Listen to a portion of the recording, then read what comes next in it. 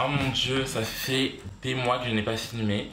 C'est tout bizarre pour moi là de reprendre. Yo tout le monde, c'est Edouard, donc j'espère que vous allez bien. Moi ça va nickel. Vous devez vous demander ce qui s'est passé. Ça fait 4 mois que j'ai pas posté et je savais pas comment revenir, je savais pas quoi faire pour vous expliquer mon absence. Si vous me suivez sur Instagram ou sur différents réseaux, vous avez vu que j'étais à l'hôpital, que cette année elle a pas été facile pour moi, que j'ai une année très compliquée. Là je ne pourrais pas revenir et faire comme si rien n'était. Donc je vais vous faire une vidéo là où je vais tout vous expliquer et vous allez savoir des choses que vous n'avez jamais su sur moi. Et après il y aura les vidéos avec mes frères, les brother tags, les vidéos en famille, les vlogs et tout ça. Je vous ai préparé plein de belles choses. J'ai changé de caméra donc pour revenir avec un contenu beaucoup plus qualitatif et vous faire plaisir. Donc j'espère que ça va vous plaire et sans plus attendre, c'est parti pour la suite de la vidéo.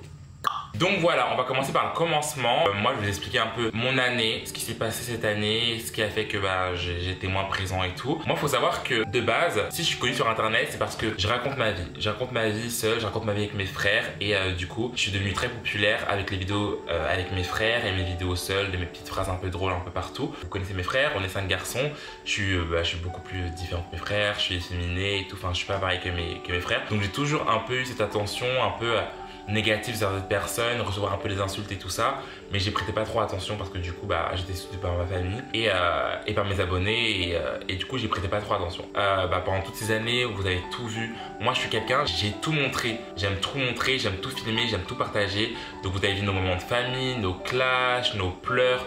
Et moi, partager, c'est quelque chose que j'aime faire parce que je trouve que j'ai une famille un peu inédite et en France, on voit pas assez ça. On est 5 garçons, on est tous un peu différents, on a chacun nos personnalités, donc je pense que c'est pour ça déjà que ça plaît aux gens. Pendant des années, je me suis montré et ça me plaisait bien et je kiffais et tout. Sauf qu'à un moment donné, j'ai tellement filmé ma vie que j'avais l'impression de plus vivre ma propre vie et j'ai eu l'impression aussi que tout ce que je faisais, après ça s'est un peu retourné contre moi parce que du coup j'en ai pas parlé sur les réseaux, j'en ai parlé qu'une fois sur les réseaux, mais quand ça m'est arrivé, j'ai voulu oublier directement. En fin d'année dernière, je me suis fait cracher dessus dehors par quelqu'un qui m'a insulté, de plein d'insultes et tout ça, il m'a craché dessus et ça m'a traumatisé. Je suis pas quelqu'un qui m'exprime sur ce qui m'arrive, mais ça m'a traumatisé et j'ai du mal à m'en remettre pendant des mois, donc je me suis un peu mis à l'écart. C'est pour ça que vous me voyez moi sur les réseaux et tout, parce que ça m'a traumatisé. Ça m'a traumatisé. Et il faut savoir que je reçois moi des messages d'insultes tous les jours. Je me fais suivre dans la rue tout le temps, à tel point que je prends plus les transports en commun. Mais après, moi j'aime pas me plaindre, j'aime pas. Parce qu'en fait, je trouve que j'ai tellement de chance à côté parce qu'il m'arrive des bonnes choses que j'ai l'impression que j'ai pas le droit de me plaindre. Et c'est dur. Faut pas vous mentir, c'est très dur. Et parfois, je me demande, mais pourquoi moi? Pourquoi je mérite ça? Donc il y a eu cette période là et toutes ces insultes et tout ça et l'année a commencé, l'année est passée et du coup j'ai vécu juste ma vie, j'ai plus voulu filmer, j'ai juste voulu vivre des moments de vie que j'avais pas vécu plus tôt, étant donné que en fait dans les vidéos que vous allez voir après on va vous expliquer un peu ma vie et tout, mais moi j'ai pas eu une adolescence comme les autres, j'ai pas grandi comme les autres gens de mon âge. Donc du coup, c'est-à-dire que moi, je fais tout en décalé. Là, moi, je vis ma vie que j'aurais dû vivre il y a peut-être 4-5 ans. Parce que il y a 4-5 ans, je pouvais pas vivre comme aujourd'hui. Et fin juin, je me suis retrouvé à l'hôpital. Faut savoir que il y a 3 ans, j'avais fait un pneumothorax. Pneumothorax, c'est quand tes poumons se décollent et que l'air rentre. Et ça arrive souvent aux mecs fins, un peu élancés et tout. Enfin voilà. Et ça m'est arrivé. Et en fait, il faut savoir que quand ce truc arrive, ça récidive, on sait pas quand mais ça récidive. Et donc du coup, le 27 juin, j'étais chez moi, je me suis réveillé et je n'arrivais plus à respirer. Et mon téléphone était déchargé, donc il fallait que je le cherche pour appeler les pompiers. Mais pour moi, je pensais vraiment, je vous parle sérieusement, je pensais que c'était la fin. J'étais tout seul chez moi, j'étais qu'avec mon chien et mais j'ai quand même pris le courage d'ouvrir la porte de chez moi. J'ai appelé les pompiers, je leur ai dit que j'arrivais plus à respirer, que je me sentais partir, en fait, je n'arrivais plus à trouver de souffle. Et donc du coup, j'ai ouvert la porte, j'ai attendu devant ma porte. Parce que je me suis dit que si j'ouvre pas la porte, le temps qu'ils arrivent, qu'ils défoncent la porte et tout ça, ça se trouve que je serais peut-être déjà mort. Ils sont arrivés et ils ont vu que j'étais trop en détresse, donc on est parti directement à l'hôpital. Et à l'hôpital, on m'a dit que je faisais une récidive, que mes poumons, ils étaient décollés, que l'air était trop rentré. Je suis rentré à l'hôpital le 27 et moi je pensais vraiment rester une semaine et que ça allait être terminé. Je me suis opéré une première fois et après cette opération, mes poumons sont recollés. Au bout de 2 jours, ils sont redécollés. Là, je sentais qu'il y avait quelque chose qui se passait, que c'était pas normal. Et il s'est avéré qu'après plusieurs examens, on s'est rendu compte que j'avais une malformation au diaphragme.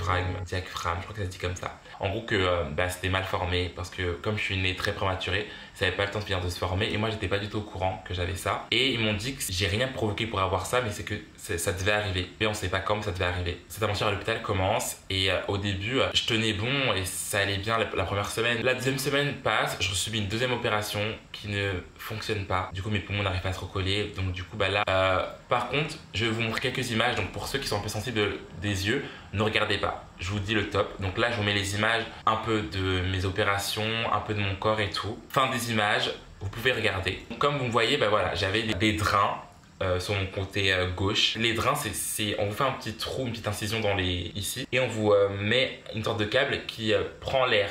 Et plus ça fait des bulles, plus ça prend l'air et après du coup vos poumons se recollent et c'est fini. Et la troisième semaine est arrivée, on a fait une autre opération qui n'a pas marché. Ça faisait déjà 3 semaines et le temps était long. Et vous savez que j'avais tellement de douleur qu'au bout d'un moment, quand tu pleures beaucoup, t'as même plus de larmes. Genre, je n'avais plus de larmes. Il fait chaud!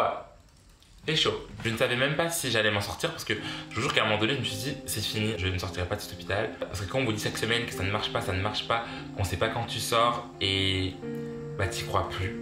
Genre, j'y croyais plus. Et j'étais un peu au bout de ma vie. Ça me rend un peu émotif parce que du coup, c'était il n'y a pas si longtemps et c'était très dur, je vous jure. Et du coup la troisième semaine passe et la dernière semaine, du coup ils disent à mes parents que l'opération la plus lourde, de base on la fait pas parce que du coup normalement les opérations d'avant marchent et que je vais devoir subir une ablation de la plèvre. Et du coup quand ils me disent ça, je me dis oh mon dieu, genre je me dis que là je vais subir une opération. Je vais mettre du temps à m'en remettre et je vais me taper plein de cicatrices, que ça va être chaud. Et du coup moi j'ai envoyé des messages à mes parents, j'ai envoyé des vocaux à mes potes et tout, où je pleurais, j'en pouvais plus, je leur disais que plus personne ne voudra de moi, déjà que j'arrive pas à trouver quelqu'un pour m'aimer, c'est des problèmes un peu bêtes, hein. Mais je me disais déjà j'arrive pas à me mettre en couple alors que j'étais bien, là maintenant je suis sorti de l'hôpital, je vais être bien maigre et tout, comment je vais faire? Je savais plus quoi penser de moi, je savais plus quoi penser de mon physique, je m'aimais plus. Et parenthèse, quand j'étais à l'hôpital, je m'occupais. Chaque jour, je filmais, j'écrivais mes pensées, ce que je ne faisais jamais d'ailleurs. J'écrivais, je me parlais à moi-même, je faisais plein d'introspection sur moi. Et je parlais avec mes abonnés. Vous savez que plein d'abonnés m'envoyaient des messages et on parlait comme des potes. Et ça me faisait trop du bien parce que je me sentais super seul. Et je voudrais vous remercier les gens qui me suivent depuis des années, qui ont été là dans les bons comme dans les mauvais moments. Merci infiniment et j'espère que vous serez toujours là pour moi. Moi, je serai toujours là pour vous. Et ça me touche énormément. J'ai accepté l'opération, de toute façon j'avais pas le choix. Donc j'ai accepté l'opération. Donc du coup l'opération s'est passée. Je suis sorti du bloc, ça a duré quelques heures. J'ai commencé ma convalescence à l'hôpital. Je vous montre des images, donc ne regardez pas ceux qui sont sensibles.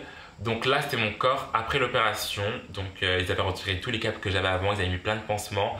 Et du coup on avait remis encore 2 câbles pour que ça draine un peu plus. Faut savoir que moi je devais rester branché H24. Donc je ne suis pas sorti de cette chambre pendant 1 mois. J'ai pas vu le dehors, j'ai pas vu de voiture, j'ai pas vu d'oiseaux pendant 1 mois. J'étais enfermé. Donc au bout de quelques jours, ils s'aperçoivent que l'opération a fonctionné au bout d'1 mois. Donc du coup maintenant que je vais pouvoir sortir. Donc du coup moi j'étais content, je voyais enfin la lumière au bout du tunnel. Sauf que ils devaient faire très attention dans les étapes en mode pour que je sorte parce qu'ils avaient peur que du coup mes poumons ne tiennent pas.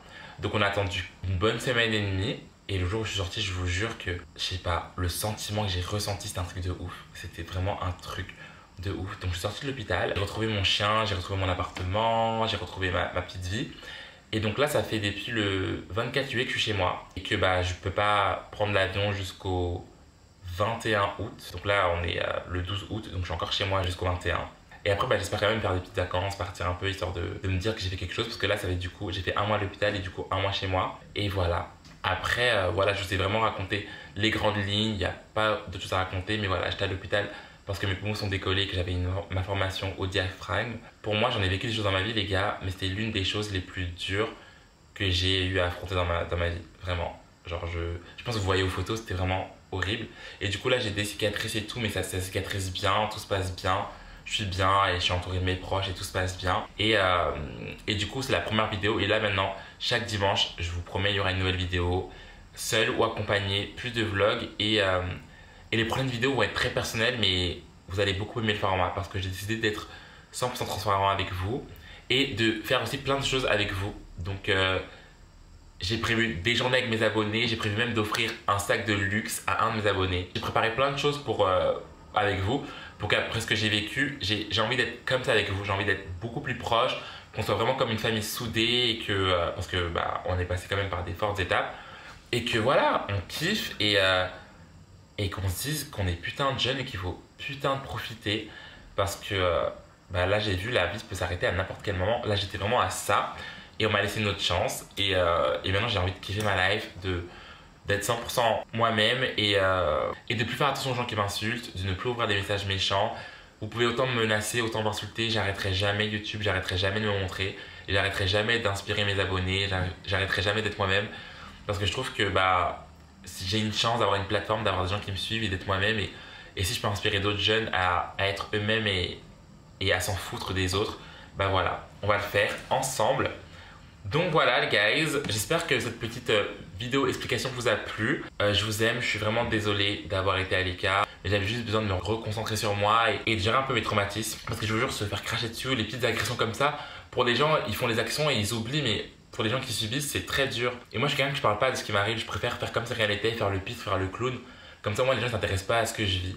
Mais je vous jure que c'était pas facile. En tout cas, je vous fais plein de bisous. On se revoit pour une prochaine vidéo dimanche prochain. Donc activez la cloche, suivez-moi, abonnez-vous à ma chaîne. Je ne dis jamais chat, je ne dis jamais chat. Ah! Je ne dis jamais ça, mais abonnez-vous à ma chaîne. Je vous fais plein de bisous. On se revoit pour une prochaine vidéo la semaine prochaine.